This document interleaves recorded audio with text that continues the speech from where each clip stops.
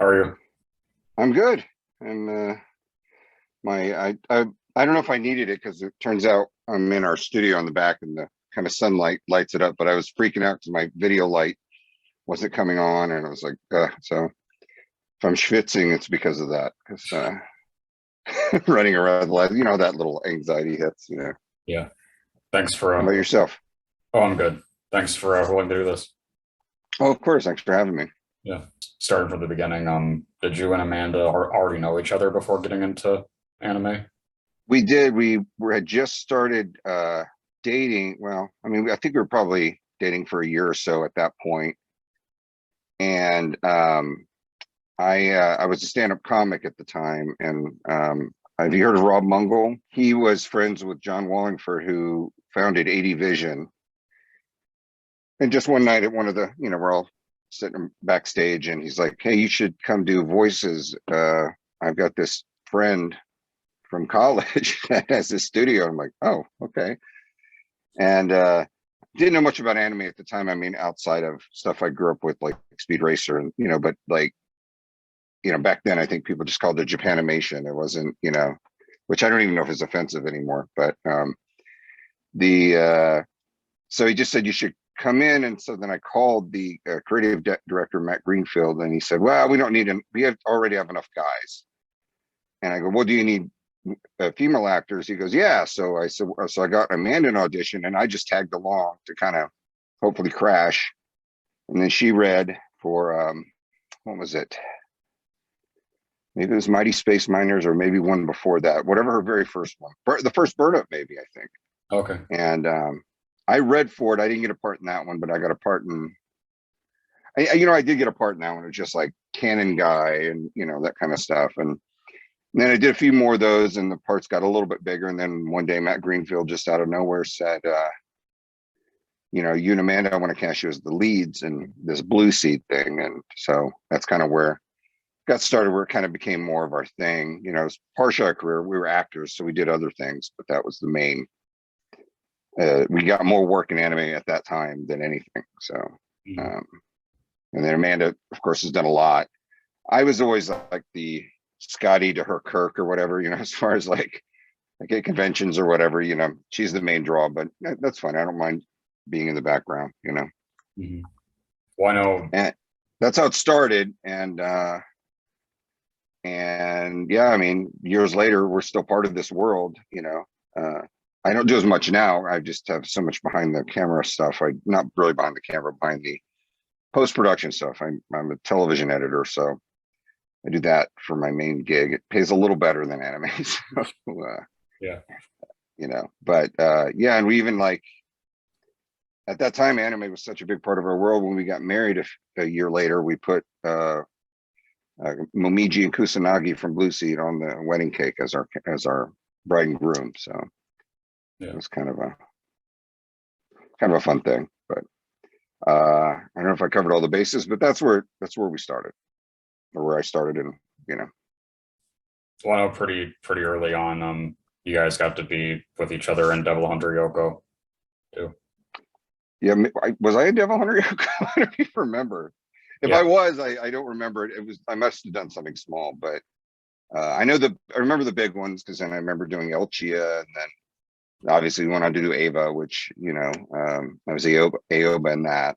But yeah, you know what? You probably looked at my page more recently. I know it sounds weird, but that was over 20 years ago, so you kind of forget stuff.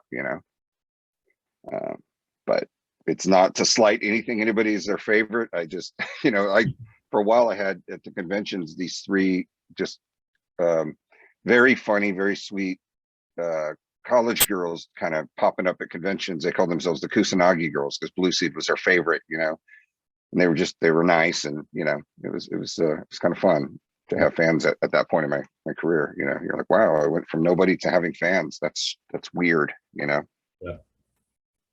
Do you think that you have more affinity with Kusanagi or Aoba? I'm probably more like Aoba because I sit in front of a computer screen 10 hours a day for my job. Well, now I have long hair. I don't always have long hair. It's just I let my hair go for COVID, and I've had long hair in the past, so I knew what it would look like. But During that time, we couldn't go to the barber shop. My hair just kept growing, and I've only cut it twice since, and that was just to kind of clean up the ends and stuff. And Mhm. Amanda liked it's probably at my age, it's probably the last time I'll have long hair before I start looking like the nutty professor that you see walking around campus. That you're like, wow, that guy doesn't know what he looks like. I may look like that now, not, not even know it. My wife likes it. So that's really all that counts. What was your question again? I already went by. Oh, I'm more like Aoba, but like my sense of humor is more like Kusanagi. So I'm kind of a blend of the two. Kusanagi is kind of a smart ass. Aoba is a little more, kind of by the book, but he plays guitar, that kind of stuff. So I'm kind of a little bit of both, really, to be honest. I mean, a lot of what Kusanagi was, at least in my performance, was me letting my kind of both crazy side and badass side out at the same time, which you never really get to practice a lot of that unless you're drunk in Mexico, for the most part. But I try not to live my life being drunk in Mexico, yeah. So that would be my answer to that question if it was appropriate. Yes. Yeah. Well, then of course, getting to come back recently for Aoba too for the movies. Yeah, that was a blast. I mean, Ava is one of those things, like we actually let it go years ago when it went over to Funimation and they were doing like the first couple of movies, and we were in Houston for the holidays, and we were actually going to go up, but we didn't understand the deal ahead of time, and it just wasn't a good fit at that time. And I had some things going on in my family, and I was like, you know what? Sorry, we can't do it. And it's everyone who produced it, I know them. Like we're all friends and everything. It didn't work out. And so, and then of course the Netflix version, which I haven't even watched it. I've just heard good and bad about it. I don't have a major opinion on it. It is weird that we have all these different versions of Ava out there. Right. And I guess if you had whatever that box set, the first 5,000 people, and it sold out immediately, where they put every single version ever made of Ava on it. Yeah. And then we did the movies. We actually produced the movies, the dubs of the movies, the end of Ava movies, not the new end of Ava movies or whatever what is that called? Do you have an idea? Is it called the new? It's not a trilogy. There's 4 of them. Yeah, I don't think there's I think it's just the same. I think it's just the same name. They just have Ava, and they're delineated by their weird numerals and stuff like that, like 33 and a third or whatever. But yeah, it's kind of been a weird little journey because you kind of let the character go for a while, and like I said, I mean, Aoba wasn't the most substantial character. He's the guy that says fire the missiles to every once in a while raises some point. For the most part, he's a background character. What I found interesting about the new movies was there was the trio of the techs, and then is it what's her name? Ibuki, is that the other tech? Yeah, she's like a huge part of the new last couple movies. I mean, I think mainly the last one. She's just all over that one. So Aoba's still there in the background. That's fine. I had fun. Recorded all that during the height of COVID, so it was a whole lot of you stay in the hallway while we sanitize the booth, and it was all that kind of weird protocols and stuff. But I don't think we did any. We've done pickup lines for a few things. Like there's our home studios right over there, so it's in the corner. But we did pickup lines for a few things, but I don't think we did it for that one because Japan was so like adamant about certain things, and they were a little more strict on the script for this one and all kinds of stuff. But yeah, no, I mean, it's been quite the journey playing. I like the movies. We got to see the 4th one in the theater kind of at the premiere, and it was just neat to see how it all came together. And then I'd seen parts of the other ones, but they were kind of the end of Ava mixed with the series, mixed with it was kind of the blend of all of it. It was essentially taking the series and slamming it in and then adding this entirely new character, which I thought, and we got to hang out with her, and she's really cool.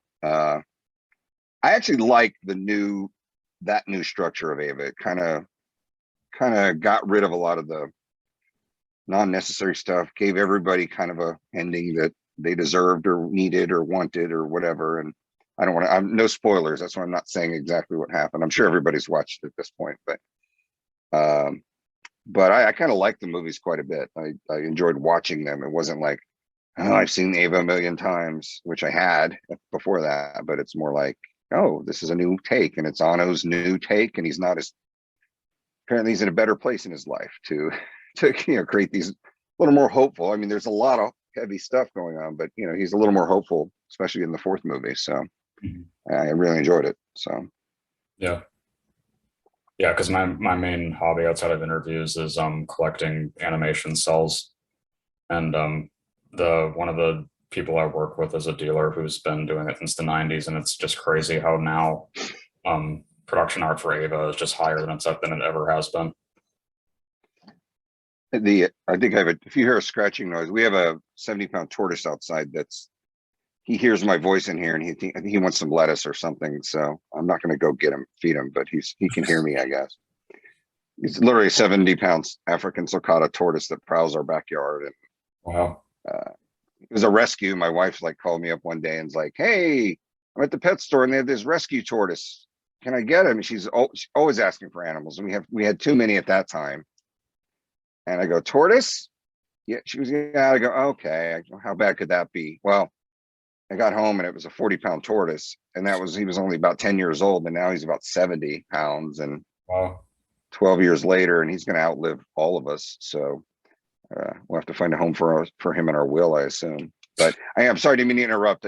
He was out there. I'm going to shut the door so that he doesn't hear me as well. Yeah, I'm sure the Ava cells are crazy, especially the original series. Is it just across the board? I have friends that collect cells all across. Do you mainly do anime, or is it all animation? Oh yeah, I only personally focus on collecting them from anime. Yeah. I have a friend who's an anime nerd, and I met him at the cons through that. I'm still not sure what he does in the anime world, but he has another job for the government. He lives in Virginia, but he collects the Disney cells and all that kind of stuff too. But those can even be crazy. I think I have one cell. Amanda has a couple of her characters. A lot of times our fans give us cells, which is crazy. I have a blue seed cell, and I'm like, I think I said something nice or signed something for it, and then in the mail later, get a cell shows up, and I'm like, what?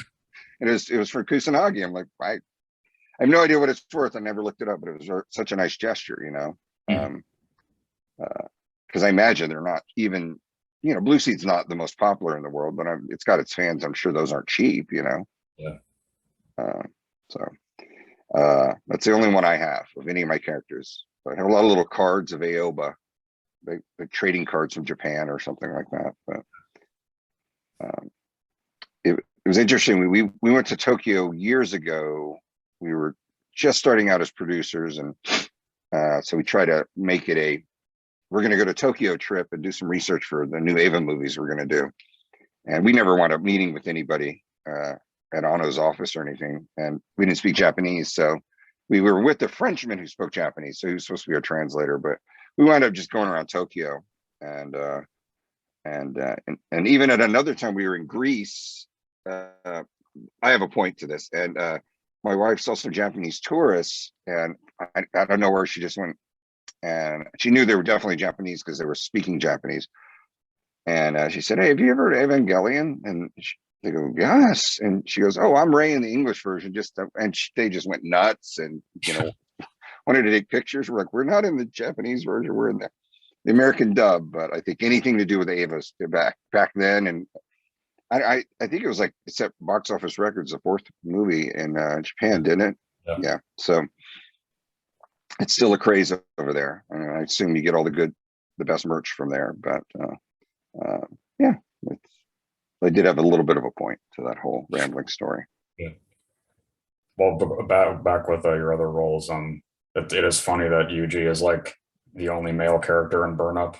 That's important. Yeah, I mean, now that you mention it, he doesn't even have a boss that's male that yells at him, does he? I mean, I haven't seen that series in a while. That Ryuji was an amazing role to play because I got to go Kusanagi times 10 in his crazy parts of like the Omaki theater, and that was Yuji. Like, because Yuji was just a spaz, and I had so much fun doing that. And that was one of those roles as an actor, you just got to let yourself go. And if it's too big, the director will go, okay, too big. But it's kind of hard. It's hard to go too big with Yuji, I think. Yeah, Burn Up W was great. I think there was another one later that we recorded out here at a studio out here because they had another sequel to it, I believe. Yeah. Burn Up Excess, was there something like that? Or wow, I can't believe I remember that. And it's not me being like, oh, I'm above it. You forget after so many years talking about something that you haven't talked about it in a long time. You're like, wow.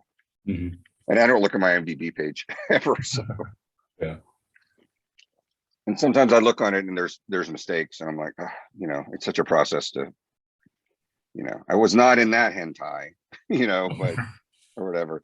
I think sometimes, I guess people can, in the old days of IMDb, you could just submit people's roles, and I think that's how most of the anime stuff got on there, were fans submitting it. I think now the internet's so small and large at the same time. Everyone knows what everybody's been in. So yeah.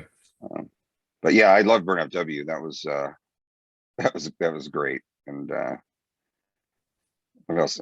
I don't think I work in. I didn't work in Gunsmith Cats. I don't think. I watched it so many times because my wife was in it. But if I was somebody small in that one. Yeah. But I might have been.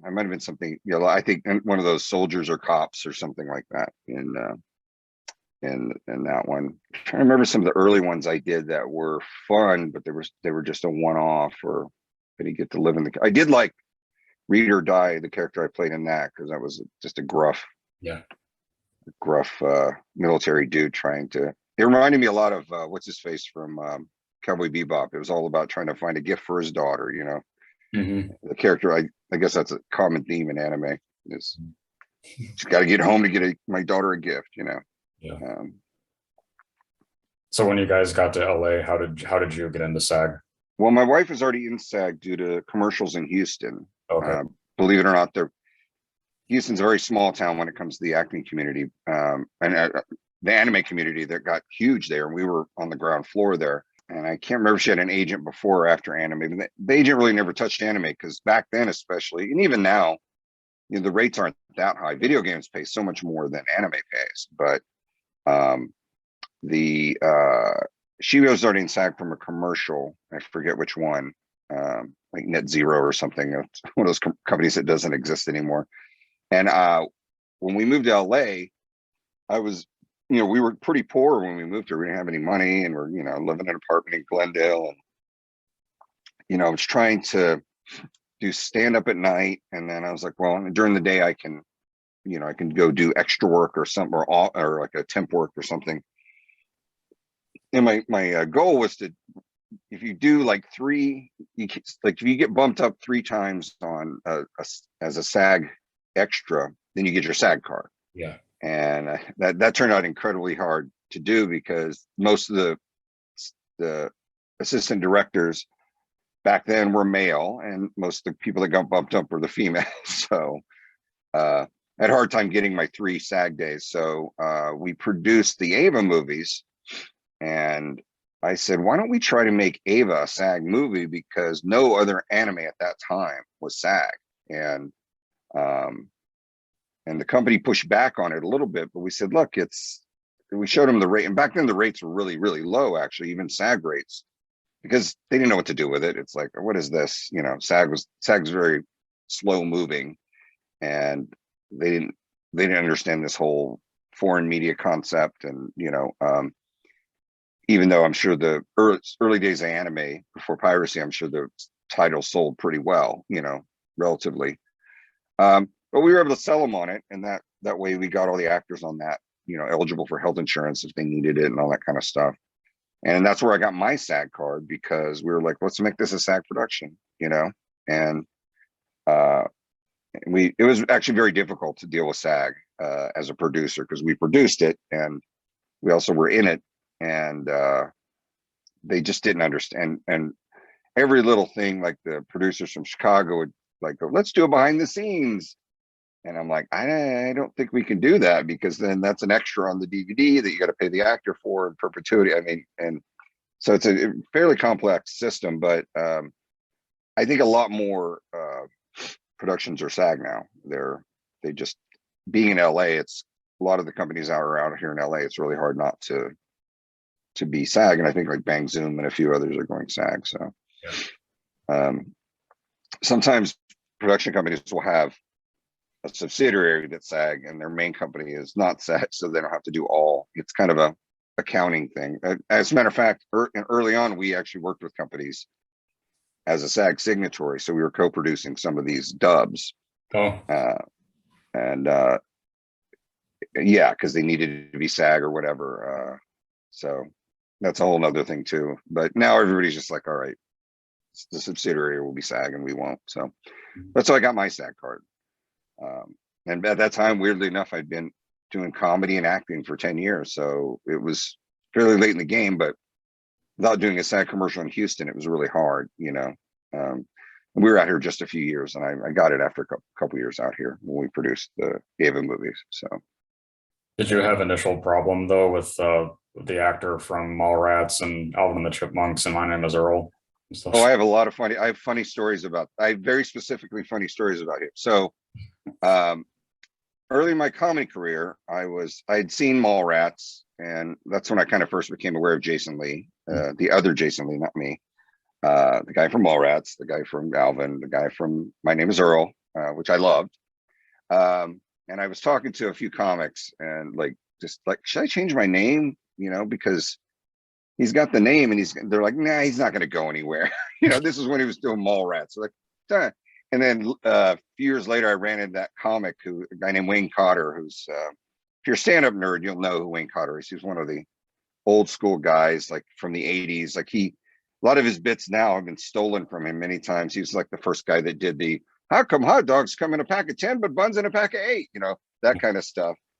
He wrote that joke, but everyone stole it from him. But I saw him at the Improv in LA. I said, hey, about that name thing. He goes, yeah, I made a mistake there. You should have changed your name way back. But by that point, I was already doing stuff in LA. So some of my credits are Jason Seeley and some are Jackson Lee, which is with an X. But most of my credits now are editor credits. So they just put what they want. I always tell them Jason Seeley, but my IMDb page is pretty up to date. But there's been probably a ton of series that aren't on there that I've done as an editor.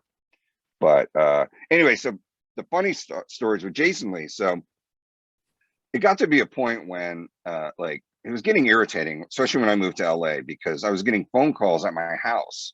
Because back then I didn't think to not list my number. And I remember it reached like, we had moved to Hollywood, and on the phone, this guy calls and says, hey, is Jason Lee there? And then my wife goes, who's this? She goes, is Jason Lee there from, you know, blah, blah. She goes, oh, not that Jason Lee. And I was like, oh, thanks, hon. Not that Jason Lee. I thought I was your Jason Lee. And then literally probably about a month later, Blockbuster started leaving back when we rented movies at a video store. Blockbuster Video kept calling our home phone saying, hey, you've got Whale Rider out, please return it. And I kept calling them. I go, this is not me. Is it maybe the other Jason Lee, the actor? You go, oh yeah, that's him. I go, oh, well, that's not, we go to the same Blockbuster, but that's not my movie.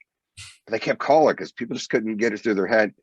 And weirdly enough, around Christmas time, back then, LA was a desert there was no Targets in LA proper. So you had to go like to Burbank or whatever. Now there's a few in Hollywood, but so I had to go to the Target in Burbank to do some Christmas shopping. And I see Jason Lee with his wife there. And I was like, huh, I've always wanted to go up and say something to him because he's kind of made my life a little bit of a hell. It's not that big a deal, but I've been mistaken for my entire life. Like I'd do stand-up shows and people would come to see him and like, oh, that's not him. So it was a recurring theme. And so I saw him and I was kind of weirdly stalking him around Target going, what am I going to say to him? And then I go, oh, I know. And I walked up to him, I go, hey, dude, take Whale Rider back to Blockbuster Video, please. And he's like, what? It's like, it was this crazy person talking to me. I go, oh no, I said, take your movies back. I didn't say which movie. I said, take your movies back to Blockbuster. He's like, huh? I go, they keep calling me asking you to return your movies. So, and he goes, what are you talking about? And I said, well, my name's Jason and Lee, and he didn't believe me. So he made me show him my ID and he goes, oh, okay. He goes, what movie? I go, Whale Rider. Oh yeah, I need to take that back. So, that was it. That was kind of the parting of the ways. Well, literally just a couple months later, we just had our son and we were actually about to move to where we live now. And our favorite diner in Hollywood, right by our house, I was eating, I look over and there's Jason Lee with his family. And my son was a toddler, his son was a toddler. They kept dropping their toys on the floor. And I kept wanting to go, hey, I'm that guy from Target that bothered you, but I was like, whatever, you got to be cool in LA. And then he left like 5 minutes before we were paying the check and I was about to pay the bill. I go, I cannot pay this bill with my credit card because they'll think I stole it from him because he's more famous than me. So I made my wife pay for it. So those are my two Jason Lee stories. And I think I would see him all the time in the neighborhood, but that was about it, But yeah, no, so it's been a deal. Like, yeah, he got more famous than I did quicker. And well, I was never as famous as him, but so, yeah, I should have changed my name early on, but I'm still Jason Lee in a lot of credits now, especially if it's like the Editors Guild. I probably should just make it all Jackson Lee, but whatever, people figure it out. Yeah. Well, I know when you another bigger LA role was pretty crazy in anime in Dead Leaves. Oh yeah, Dead Leaves. That was one of the biggest project I did, and then I kind of retired after that, primarily to work as an editor, but also our son got sick, and just I didn't have a whole lot of spare thought to give to acting. But Dead Leaves was it was UG-esque. And that's another one we produced, and I didn't want to cast myself as the lead in that. My wife's like, you got to do the lead. I go, it's gonna, I mean, it's kind of what we did, but it's going to seem like we formed this production company just to cast ourselves. And, she was a bankable name, but I'm like, give somebody else a chance. And we were a couple days in recording for Retro, and the actor just wasn't working out. It wasn't because he wasn't a good actor. He just wasn't typing into the energy that Amanda was envisioning for Retro. And so she goes, and I was like directing, she goes, you got to go in there and at least read some of these lines, because we're a small production company, we're burning up money, and I did what she wanted, and she goes, okay, you're doing it now, you have no choice, and we'll put the other actor in. I'm not going to mention who it was because he's a really great guy, and he's a very good actor. It didn't work out for that role. And so that was the weird casting decision there, in that I didn't want to cast myself as Retro, but I'm glad I did, because he's probably one of my more iconic characters now that, Yeah. And that's such a one-off OVA that it's kind of sometimes falls under the radar, but when people see it, they're like, oh my God, this is the craziest thing I've ever seen. Yeah. And they don't understand why I stopped acting after that. And it was mainly just my son was sick, and I needed our finances to be way better than an actor's salary would. We had good SAG insurance, but so I kind of focused on editing, and that paid a lot better than just acting. You're kind of left to somebody else's devices to hire you, unless you do what we did and cast yourself in the role. But Retro himself was, he was just, I loved it. I loved the energy in that. And we took a couple liberties with the script, because there was stuff in Japanese that were like, this will not translate whatsoever. So, I would ad-lib lines once in a while, like when he leans against the car, he goes, hey, have you seen my heliotrope? And when I said it, I didn't even know what I was talking about. It doesn't make sense at all, and then something blows up. So it's kind of like it's a silly throwaway. And in the original Japanese, it was also a silly throwaway. So it just didn't translate. So we had to make something new up. But yeah, and that was one of those roles I just like, kind of like Yuji, just let yourself go. But even more so with that role, because it was also so ultra violent, So you had to go from comedy to violence to comedy to violence. So obviously we shoot different things. I mean, we record different things at different times, but yeah, it was one of my favorite roles. And it's kind of one of the roles I'm always surprised when I see somebody cosplay as Retro. Every once in a while, another voice actor will send me a photo of him with the somebody cosplaying as Retro. Kind of interesting. I really enjoy. I've never seen anybody. I probably have seen an Aoba cosplay. I've seen a Kusanagi cosplay. I don't think I've seen a Yuji cosplay. So challenge to anybody out there that is a big Burn Up W fan. Yeah. Well, then you got to be in the dot hack series too. I forgot about Dot Hack. Yeah, I think I was Grunty. Is that who I was? Grunty. Yeah, I was Grunty. I think I did some minor stuff in the other roles, but the main role was Grunty. And I have actually seen people carry around Grunties around cons and stuff. So that was kind of neat. And that was one of those. I'm trying to remember. Oh, I know where I did that. PCB Productions, and those are the guys we kind of trained to become anime producers. They were mainly in video games before that, and then we did I think we did the Burn Up Excess with them, co-production, and then they've done a lot of anime and a lot of video games, and they've done movies now too. But the Dot Hack Science series, I've watched a little bit of it. I couldn't even tell you what that show's about, to be honest, because I was one of those where I'm like taking a break from work and sneaking away to go do some voice sessions, because I was working full time as an editor at that time. But yeah, those are fun. I mean, the Grunty thing is, just make noises, and I've always liked that. We did EverQuest 2, the video game, and I assume that came out. And all the stuff we did were like raptor cows and stuff. So you just made up specific voices for like creatures, and that's always kind of fun, because there's no precedent. Yeah. I mean, there'll be a Japanese Grunty, but it's it's going to be what it's going to be. So And then I know PCB also did a Mare, and you were multiple characters in Mare.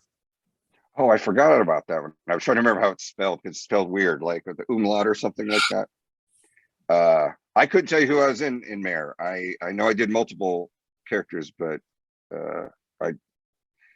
I couldn't tell you who I was. I could pull it up, but then I'll screw something up. Yeah, I'm trying to remember. I don't remember the characters. I'm sure they were like one. I think there was one for sure that it was through the whole episode, but I'm not sure. He might have died at the end or something like that. But yeah, it's a weird thing about this job is sometimes you do stuff like that. And you're like, wow, I forgot I did that, without looking at the IMDb page. But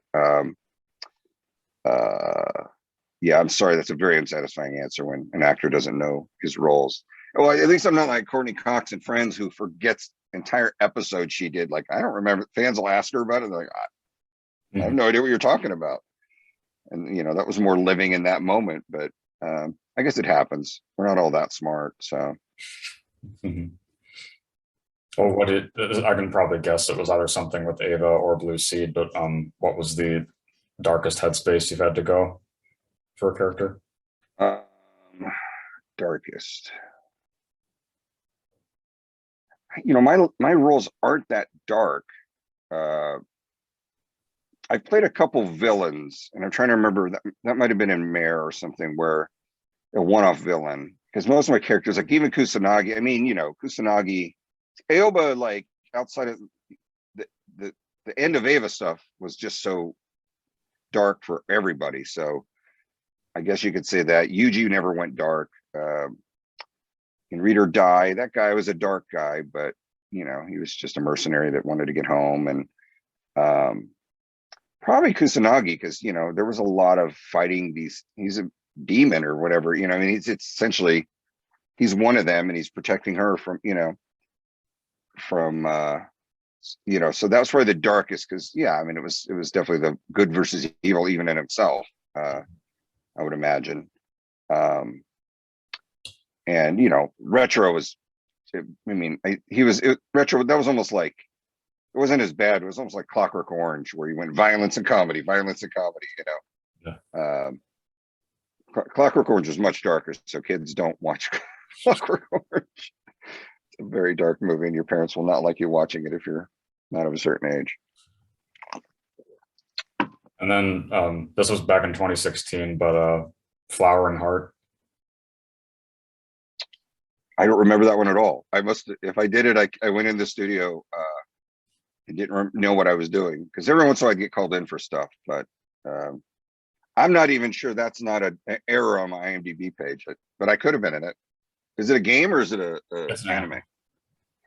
Yeah, if I did it, it was definitely one of those. I go in, what am I doing? Okay, and I, knocked it out. But I would even have to look that up to see what I did. So, Mhm. unfortunately, once again, Well, back to Devil Hunter Yoko. It is funny because you play the in the very first episode you play the most popular boy in school that Amanda has a crush on that she likes. oh, I kind of remember that. Okay, I do remember that now. Yes. Uh, yeah, they would pair us up a lot back then in the early days, and because we had, I mean, we were in love, so we had, the chemistry, and that doesn't always translate though. Like if you're a bad actor, it sometimes doesn't translate. But anime, especially in the '90s, anime acting was a little bigger back then. It was just it was almost trying to match the enormity of Japan's powerful performances. And I think now a lot of the dubs get a little more subdued Yeah. in this new modern era. But they did like the playfulness, and I think they wanted to. That's what they would cast us like that, and that's I think why they cast us in Blue Seed. Even though I was shocked because at that time I had not done a lot of big roles, but it's out of nowhere he gives me the kind of the lead in the series, and she was even though he's probably on screen less than some of the characters, but he's definitely the lead. But yeah, that was the thing. Like I said, they just like the chemistry of us together, and so we'd often do things like that. And then yeah, I try to always like be humble about everything I've done because some of it was just chance. We happened to be living in Houston at the time when what turned out to be one of the most prolific dubbing studios in the country arose, Mhm. and then we moved out here and tried to start our own company. We did. I mean, the company still exists. We just don't do many dubs anymore. We don't do any dubs. Every once in a while, we'll do a co-product. We did something not too long ago. I can't remember what it was. No, it was Amanda was going to direct on Silent Voice. That's what it was. Oh yeah. So she was working on that. She helped with that because our son is deaf. He went deaf when he's younger, but he has cochlear implants. So they kind of wanted us to kind of help co-sign, no pun intended, to make sure they were doing the deaf community right. It wasn't some sort of, you but I didn't have anything to do with that. But Mhm. um, I forgot the question already. So Well, I just did recently too. I did Kimberly Yates, and okay, yeah, that was her first on-camera interview. I was really surprised. that's weird because she's been acting forever. Like she's in New York, and you know, uh, I guess does a lot of stage stuff. She's a nut. She stayed with us out here actually when what did she come out to? I think she came out here to record the Ava stuff. I think.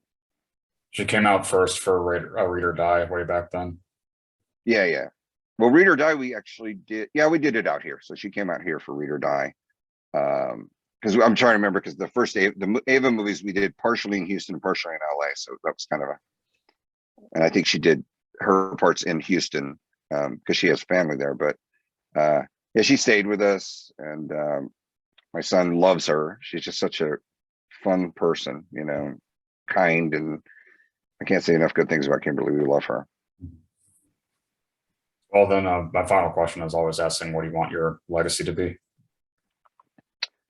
Uh, Weirdly enough, I don't care as much about my showbiz legacy, although it's nice. I mean, it's nice to, as an editor, sometimes I make television I'm not always proud of, but sometimes I'm like, well, that's what people watch and they love it. So um, I don't know. I mean, I guess I just want my legacy to be that I was a good dude, a good father, a good husband, because in the end, that matters the most. Because you know, showbiz can go away.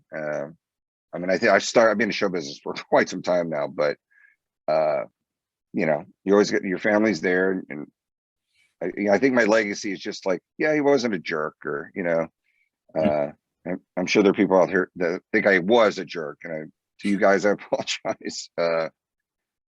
yeah, I just want to be known as a guy that tried to do his best. And that's something that takes a while to even learn, because I went through a journey of many years where you lose track of the things like that are important, and kind of get in your own head, and you kind of I just kind of, in the, like, the pandemic really kind of broke me for in the good way, though, because in the when it first started, I was working at a place, and after it was evident that it was going to spread like crazy, I asked them if I could work at home, and then they said sure. And then a week later, everybody else went home, and then I've never haven't gone back to an office since. And in the beginning, I was panicking a lot, because I was like, I don't, like everybody, I didn't know what was going to happen with commerce, with the economy. And unfortunately, some people's lives got far worse. My life got a little bit better after about 2 months of not having any work. I haven't stopped working since. So gratitude is part of a legacy. I just, if I'm known for have been known for being grateful, that will be also what I'd love people to know me about. But if you enjoyed my work along the way, great.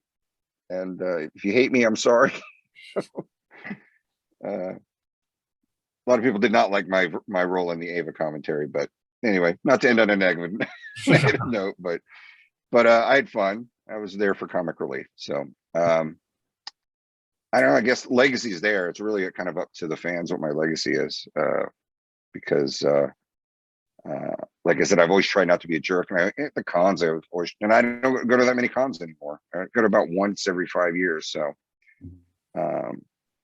yeah, this is probably my third on-camera interview overall in my career for anime. I did one for Encore Action. I did one at a con in LA in the suburbs. I forgot where it was, but they did it at the pool. You could probably even find that on YouTube when we were way young. And then this is more of a formal sit down than either of those. Something like one of them was like promo for Blue Seed, that for the Encore Action channel. So this is like my most in-depth interview on camera ever. So yeah, thanks for having me. I'm flattered that you approached me. So yeah. Well, there was, and I was interested too, but there were several people that were are subscribed to me on YouTube that requested to reach out to you. So oh wow, well, thank you to you guys. I've honestly enjoyed pretty much every anime. I've never walked into an anime booth, even if I don't remember it later, apparently, and thought, wow, this is horrible. It's always to be paid to do something that a lot of people would love to do is just, I'm saying, it's like, that's where the gratitude comes in, because but show business in general, there's a huge amount of luck involved. I mean, you have to persevere, and you have to really pursue it, but you got to take advantage of the luck when you have it. And I was lucky enough to live in Houston when I did, and I was lucky enough to get some of these great roles. So thank you for having me, and thanks to the fans for requesting me. I appreciate it. yeah, have a good rest of your night then. You as well. Thanks. Appreciate it. Bye.